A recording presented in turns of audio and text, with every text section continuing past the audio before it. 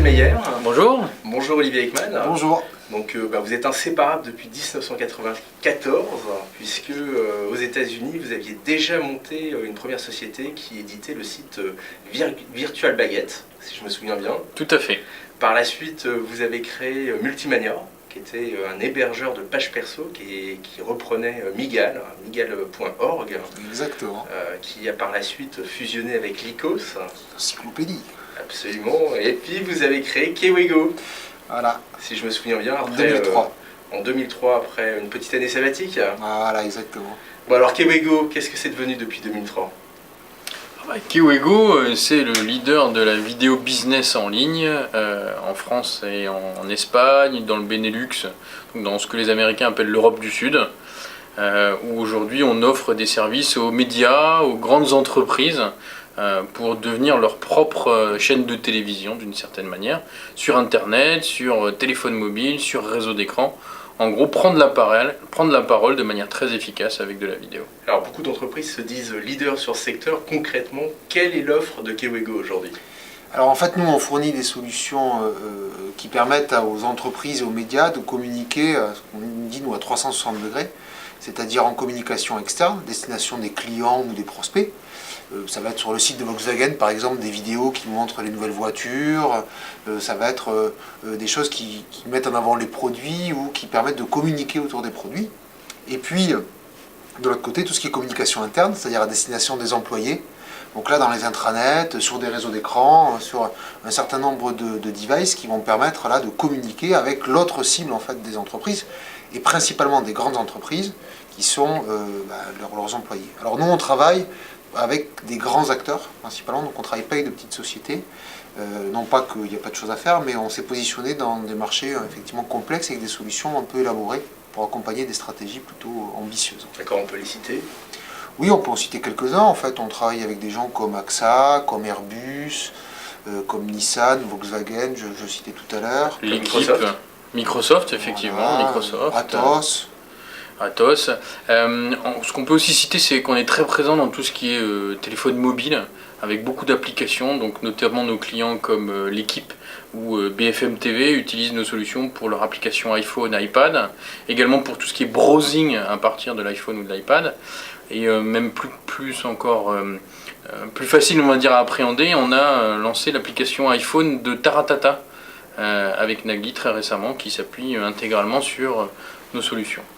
Alors côté entreprise, qui est derrière Kewego aujourd'hui? Combien déjà de salariés ont rejoint votre société? Alors on est un petit peu moins de 70 employés, basés à Paris, Madrid, Grenoble et Munich.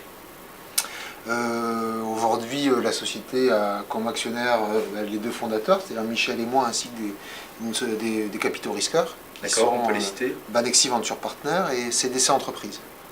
D'accord, et ça fait une répartition de combien à peu près dans le capital de la société avant l'annonce qu'on va pouvoir préparer? Notre part est malheureusement trop petite, faible, quoi, mais quand même significative, et celle de nos actionnaires est trop importante, mais quand même en même temps ils jouent un rôle fort dans tout ça. D'accord, on peut rappeler un petit peu le montant des fonds levés depuis la création de la société? On a levé un petit peu plus de 14 millions d'euros depuis le début de la société, en plusieurs rounds, comme on dit, qui ont permis de développer le produit, un très fort investissement en R&D, accompagné d'ailleurs par Oseo et tous les mécanismes d'aide à l'innovation en France.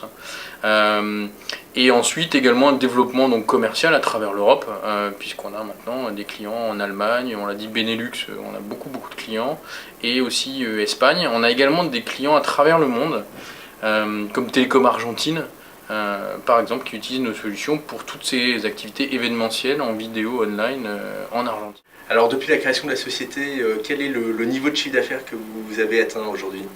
Alors en 2010, notre chiffre d'affaires est ressorti à 7 640 000 euros. Ce qui fait à peu près 10,2 millions de dollars, voilà, tout à fait. Donc c'est en permanente croissance. On a fait un petit peu plus de 6,4 millions d'euros l'année passée, donc plus de 20% de croissance cette année. Et pour la deuxième fois consécutive, on est rentable.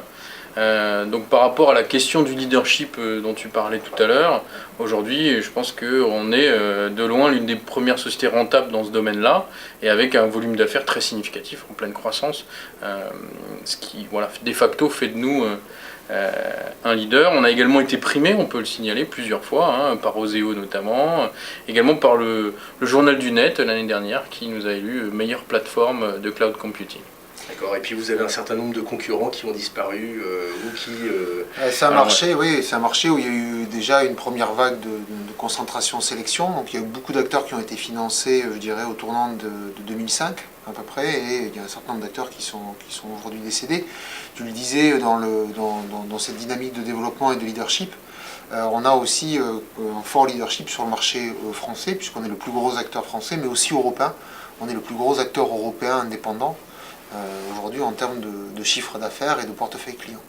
Alors vous vivez une nouvelle étape pour votre société. Exactement. Et je pense que c'est une bonne nouvelle à la fois pour vos clients, pour vos équipes et pour vous, puisque vous venez d'être intégré à un nouvel ensemble qui s'appelle KIT.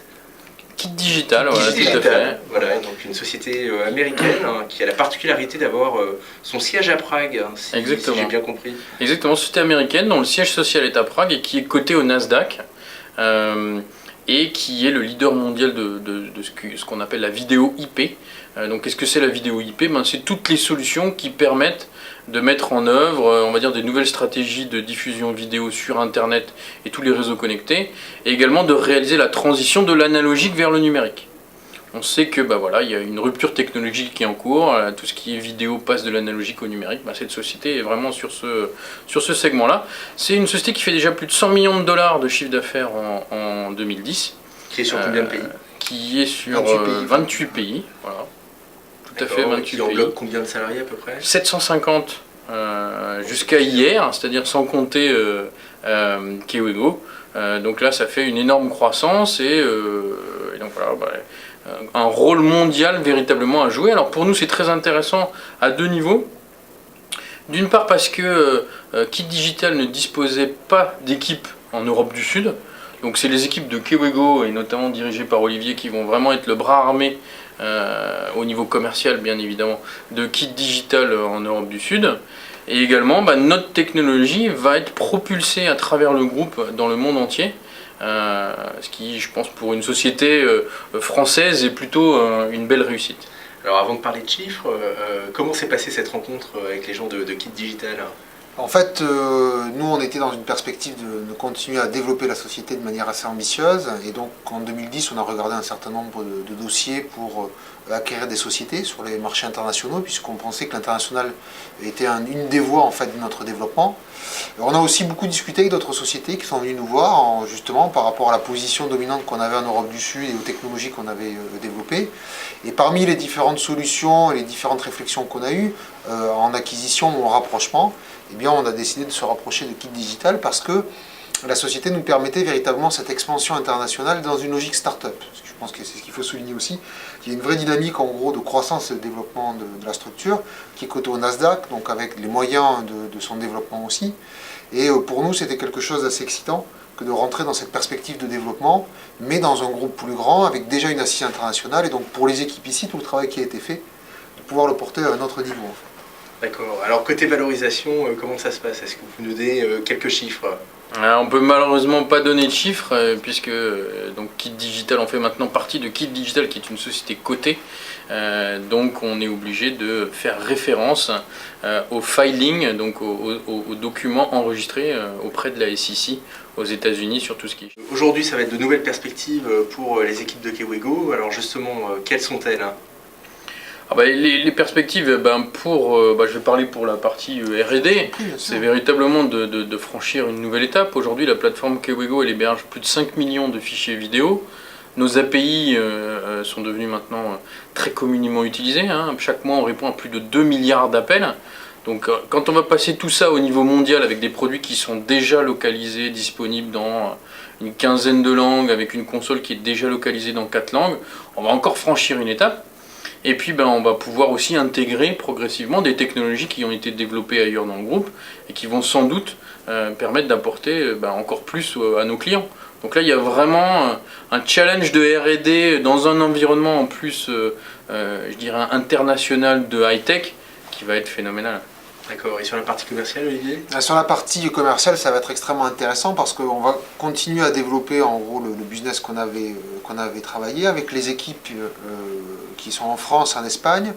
On rajoute en gros dans le périmètre qu'on va couvrir l'Italie, le Portugal et une partie de l'Afrique du Nord. Donc ça va être extrêmement intéressant parce que du coup notre terrain de jeu quelque part s'élargit. Et en plus de ça, on va pouvoir proposer à nos clients bien évidemment les technologies qu'on leur propose aujourd'hui, mais en plus de nouvelles technologies qui sont développées par le groupe pour pouvoir continuer là à proposer des solutions qui vont permettre à nos clients de quelque part développer leur stratégie vidéo, que ce soit en communication interne ou en communication externe. Donc c'est vraiment assez excitant dans ce contexte-là. On a quelques clients avec qui on travaille déjà à très grande échelle, notamment Volkswagen qui nous utilise pour diffuser ses vidéos en Chine. On a une licence ICP du gouvernement chinois pour eux. Et là, ils vont pouvoir encore aller plus loin avec des équipes locales, puisqu'on a une filiale Kit Digital en Chine, qui vont pouvoir les aider à optimiser cette stratégie. Donc, quelque part, un service qui sera beaucoup plus beaucoup plus complet, notamment sur tout ce qui est déploiement international. Entendu, ce sera le mot de la fin. Et puis, félicitations, parce que merci. On peut dire qu'en matière d'entrepreneuriat, ça carbure. Bravo Michel, bravo Olivier. Merci.